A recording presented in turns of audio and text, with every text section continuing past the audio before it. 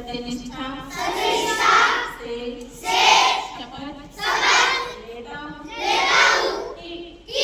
मैं राष्ट्र की एकता अखंडता और सुरक्षा को बनाए रखने के लिए स्वयं को समर्पित करूँगा और अपने देशवासियों के बीच यह संदेश फैलाने का भी भरसक प्रयत्न करूँगा। मैं यह शपथ अपने देश की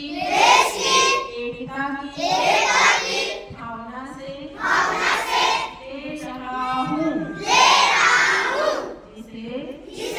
सरदार वल्लभ भाई पटेल की दूरदर्शिता एवं कार्यों द्वारा संभव बनाया जा सका। मैं अपने